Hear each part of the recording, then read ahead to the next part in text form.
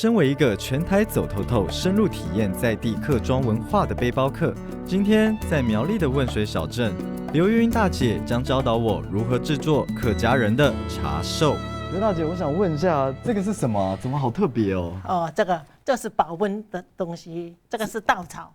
稻草编织的，编织的，我有看这是我们客家花布嘛，对不对？对，里面放棉花。哦，里面放棉花，所以它可以用来保温的。对，茶泡了放进去里面盖起来，6到8个小时还是热热的。6到8个小时。对。哦，那很长哎。对呀。那大姐，我想问一下，这个是叫什么？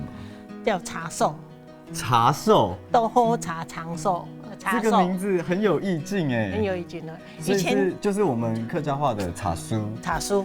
刘大姐，你说制作茶酥是先从这5根稻草开始嘛，对不对？5根6根都可以。5根6根都可以。我先5根稻草完，然后是穿起来先。哦，先穿起来。然后这个绳子要绑稻草，这样穿起来，弄起来。哦，把它捆起来，才不会散掉哈，捆起来。几根稻草折腾得我满身大汗，还要劳驾刘大姐出手相救。在边做边聊之间，刘大姐一再强调制作茶寿的初衷就是给人方便。这个稻草它本身就有保暖的性质，所以我就做隔热垫。后来我又做奶瓶给婴儿，有时候吃奶啊，吃了没有几口又想要睡觉，好，就吃几口睡觉。等一下半个钟头哭了要吃，马上拿出来还是热热的。这做妈妈的就比较方便嘛。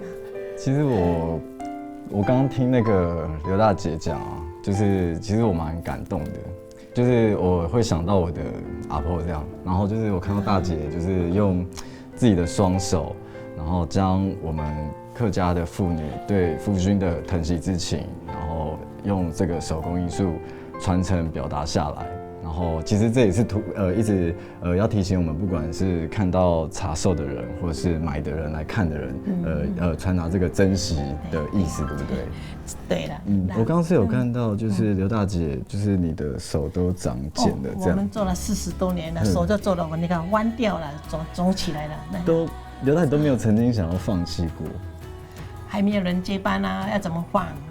我就是一直坚持下去。就是客家人的精神，真的就是不放弃嘛，对不对？不放弃，